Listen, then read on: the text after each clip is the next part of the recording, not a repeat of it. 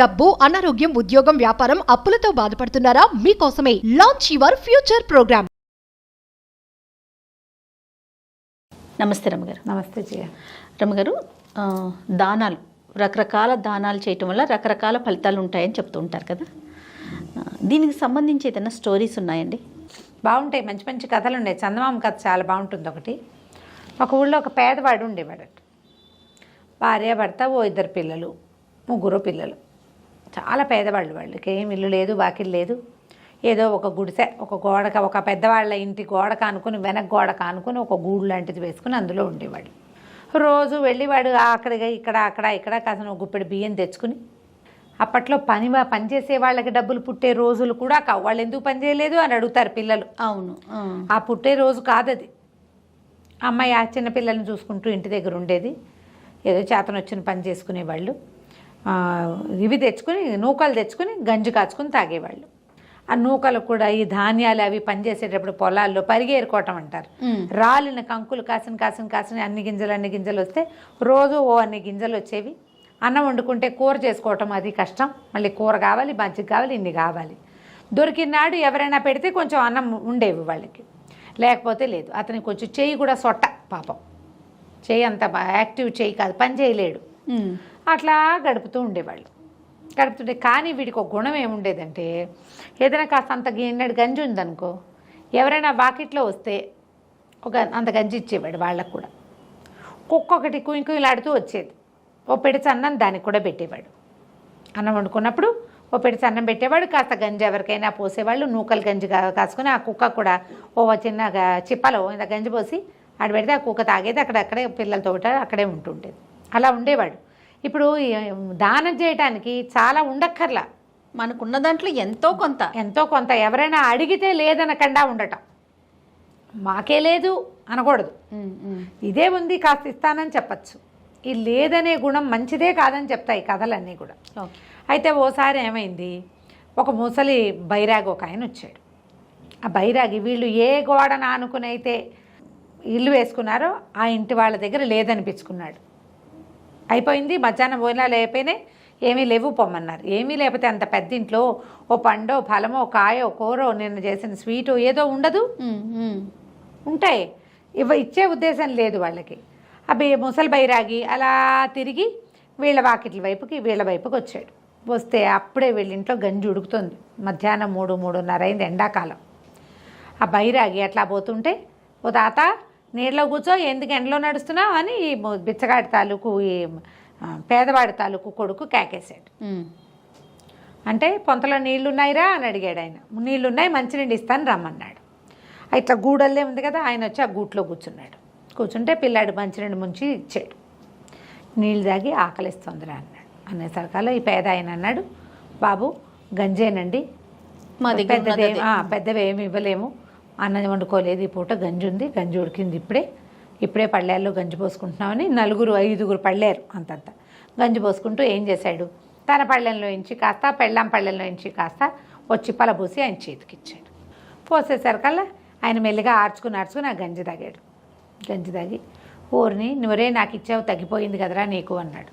ఏముంది బాబు, రేపొద్దున తాగుతానులే, ఆ బారెట ఒక అరగ్యాసు అరముంతడు మంచినీళ్ళు తాగితే సరిపోతుంది, ఎండకి చచ్చిపోతారు పెద్దవాళ్ళు అన్నాడు. అనేసరికల్లా ఆయన అన్నాడు, ఒరే మీ గంజి కాచుకుని బొచ్చిటి పట్టురారా, దాని సంగతి చూస్తాను అన్నాడు. అప్పుడే గంజి కాచేసి పోసేసుకున్నారుగా, ఆవిడ నీళ్ళు పోసి పక్కన పెట్టింది. అది శుభ్రంగా కడిగి తీసుకొచ్చింది. ఆ గంజి పాత్రని చేత్తో పుచ్చుకొని కాసేపు ధ్యానం చేసి ఆ బైరాగి మూతపట్టరా అని మూత పెట్టించాడు. ఈ రోజు నుంచి నీకు కావాల్సిన తిండి ఈ పాత్రే ఇస్తుంది అని చెప్పి వెళ్ళిపోయాడు. మూత పెట్టి చేతిలో పెట్టాడు. వీళ్ళు ఊరుకున్నారు, వాళ్ళకి ఏం చెప్పుకోవాలో తెలియలే. సరే ఏమైంది మరి, నా మూతతో ఉన్న చిప్ప తీసుకెళ్ళి ఆ బొచ్చ లాంటిది, బొచ్చ ఇలా ఉంది, అది తీసుకెళ్ళి ఒక మూల పెట్టారు. అది మట్టిది, ఒక మూల పెట్టారు. వాళ్ళు మామూలుగానే కడిగేసి ఉందిగా, ఇక తోమక్కర్లా అది. అవునవును. ఆ పూటకి ఏదో ఆడుతూ పాడుతూ పడుకున్నారు. కాసనేమో పేలాలు ఏవో ఉంటే సాయంకాలం రాత్రికి తిన్నారు, పడుకున్నారు. పెందరాళ్ళే పడుకుంటారు కదా. తెల్లవారు లేచిన తర్వాత ఈయన పోయి వెతుకుని అని గింజలు తెచ్చాడు. గింజలు దొరికినాయి. వాళ్ళు ఎవరో పెదకాపు గారు దోశలు పోసారు, బియ్యము కాదు కానీ పట్రా గిన్నె అన్నాడు. ఈవిడ పోయి ఆ గిన్నె మూత తీసేసరికల్లా గిన్నె నిండా పదార్థాలు ఉన్నాయి. ఇదేమిటి అని తీసింది బయటికి. తీస్తే అన్నము, పప్పు, చారు, పులుసు, పాయసం చేయబెడితే వస్తుంది ఏదో ఒకటి. ఇంటిల్లిపాది 5 తినేశారు, కుక్కకు పెట్టారు. తర్వాత ఇతనికి అర్థమైంది ఏదో జరిగింది అని. 3 రోజులు 4 రోజులు తిన్నారు, ఇక బయటికి వెళ్ళటల్లా.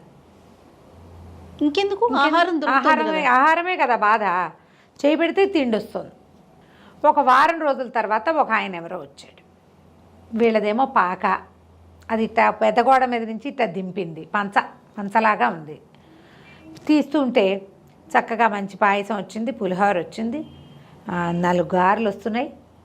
ఇప్పుడు ఇవి వచ్చిన ఆయనకి పెడితే ముష్టి వాళ్ళ ఇంట్లో నుంచి ఇవన్నీ ఎలా వచ్చాయి అనుకుంటారు కదా. అయినా సరే ఏం చేశాడు, భోజనం పెట్టి, అయ్యా మా దగ్గర ఉన్నది పెట్టాను తినండి, ఇది ఎక్కడి నుంచి వచ్చిందని మాత్రం అడగబోకండి అని చెప్పాడు. శుభ్రంగా తిని ఆయన ఎంత మంచి భోజనం పెట్టాడు వీడు అని వెళ్ళిపోతూ దారిలో ఎవరో కనపడితే, ఫలానా గోడ వెనకాల ఉన్న పేదవాడి ఇంటికి వెళ్ళండి, వాడి ఇంట్లో మంచి భోజనం దొరుకుతుందని చెప్పారు. 3 వచ్చారు, 3కి భోజనం వచ్చింది. ఎక్కడి నుంచి తెచ్చామో అడక్కండి అని మాత్రం చెప్తూ ఉండేవాడు. క్రమంగా ఆ ఊళ్ళోకి వచ్చిన ప్రతి వాళ్ళు ఈ పేదవాడి ఇంట్లోకి పోయేవాళ్ళు, ఫోన్ చేసి వెళ్ళేవాళ్ళు, భోజనం చేసి వెళ్ళేవాళ్ళు. వీళ్ళు తినేవాళ్ళు, వాళ్ళకి పెట్టేవాళ్ళు. ఇక వీళ్ళు అంతకంటే బట్ట కావాలి, పాత కావాలి, ఇల్లు కావాలి, వాకిలు కావాలి, వాళ్ళు ఏం అడగల. అన్నపు బొచ్చా అన్నమే వస్తుంది అందులోంచి. అయితే ఏమైంది, ఇలా చాలా కాలం గడిచింది.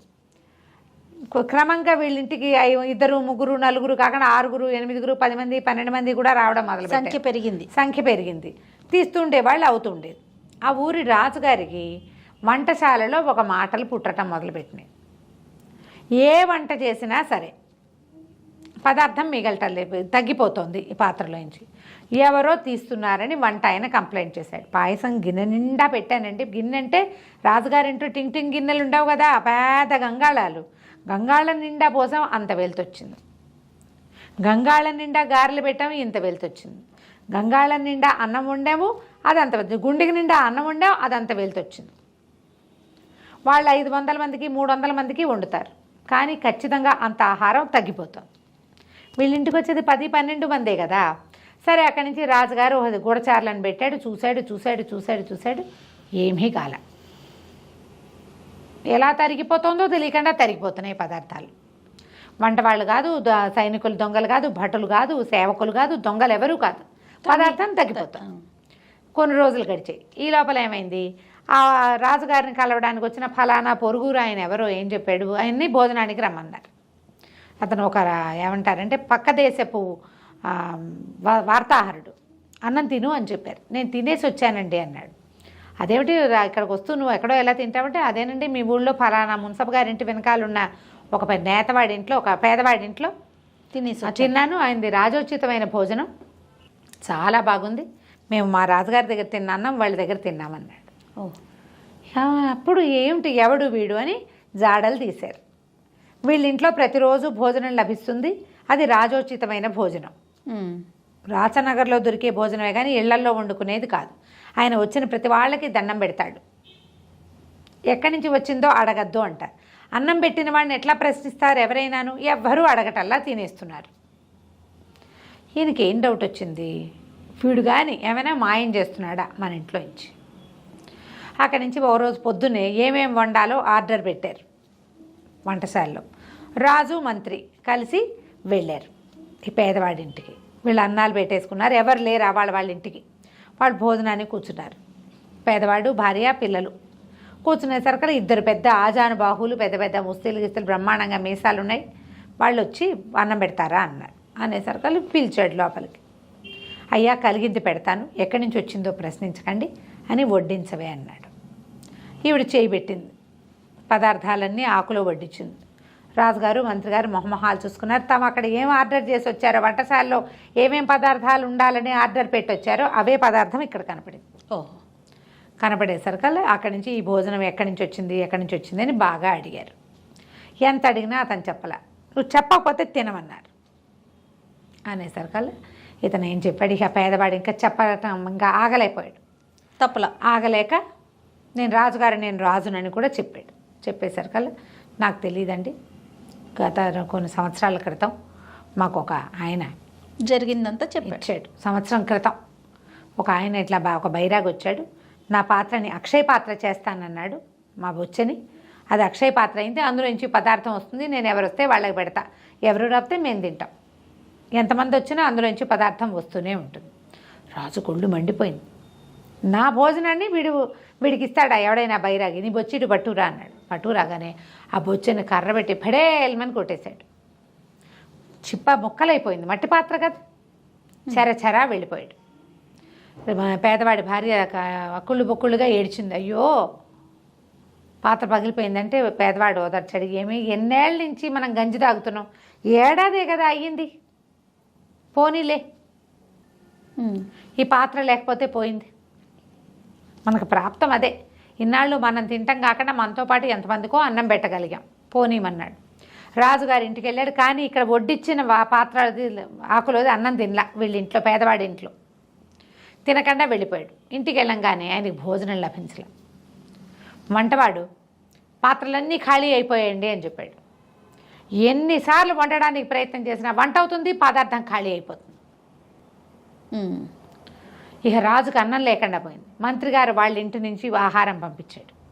ఆహారం పంపిస్తే రాజుగారు పరిశేషణ చేయగానే మొత్తం విస్తరింది, పదార్థం అంతా మాయమైపోయింది.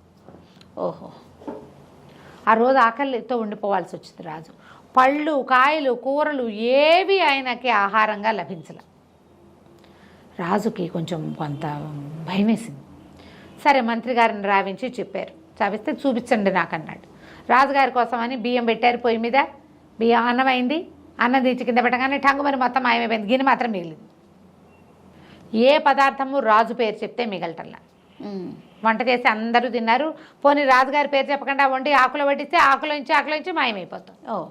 రాజు మంత్రి మాట్లాడుకున్నారు. మంత్రి అన్నాడు, అయ్యా మనం చేసింది పొరపాటు, దానివల్ల ఇలా జరుగుతుంది. ఇప్పుడు మనం 500 మందికి అన్నం వండేటప్పుడు ఒక 10 మంది అన్నం పోతే ఏమవుతుంది? మనం అది ఆలోచించకుండా ఆ పాత్ర పగలగొట్టారు. ఆ బైరాగ్ ఎవరో, ఆయన ఎవరో సన్యాసి, ఎంత గొప్పవాడో, ఆయన ఎంత తపస్వో, తన దగ్గర ఉన్న గంజిని దానం చేసిన వాడిని రాజు పోషించాలి. మీతోటి పోషింపజేశాడు ఆ బైరాగి, మీరు ఎప్పుడైతే అతని పాత్రను పగలగొట్టారో మీకే పోషణ లేకుండా చేసేసాడు భగవంతుడు అనగానే రాజు వెళ్ళిపోయి బైరాగింట్లో, ఆ బిచ్చగాడింట్లో, నీ దగ్గర ఏముంటే అది పెట్టి అది తింటానన్నాడు. అనేసరికల్ పాత్ర పగిలిపోయిందండి, నూకలు కాచుకోవడానికి ఇంకా మట్టి పాత్ర తెచ్చుకున్నాను అన్నాడు. కాచిపెట్టు, నేను అదే తింటాను అని చెప్తే బియ్యం కాచి, అన్నం నూకలు కాచి, గంజి కాచి చేతిలో పెట్టారు. ఆ గంజే ఆహారం 2 రోజుల తర్వాత ఆయనకి. తర్వాత ఆ రోజు శపథం చేశాడు, నేను పొరపాటు చేశాను, నాది తప్పు. మీరు రోజు చక్కగా శుభ్రమైన ఆహారం తింటూ ఇంకొకళ్ళకి దానం చేయగలిగే స్థితిని కల్పించిన వస్తువుని పాడు చేశాను కాబట్టి ఇక నుంచి రాజస్థానంలో వండిన వంట మీ ఇంట్లో ఎంతమందికి భోజనం కావాలంటే అంతమందికి అక్కడి నుంచి వస్తుంది. మీ ఇంట్లో ఏది వండారో అదే నాకు భోజనం.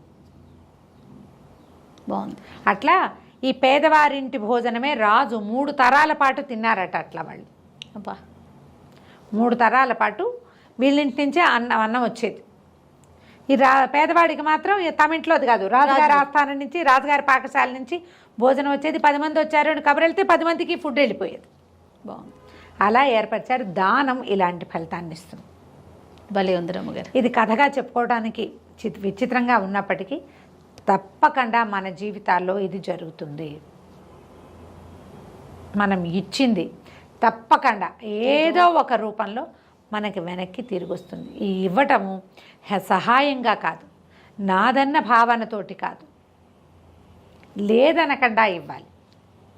ఇచ్చింది తప్పకుండా వస్తుంది. నమస్తే రమ్మగారు. నమస్తే.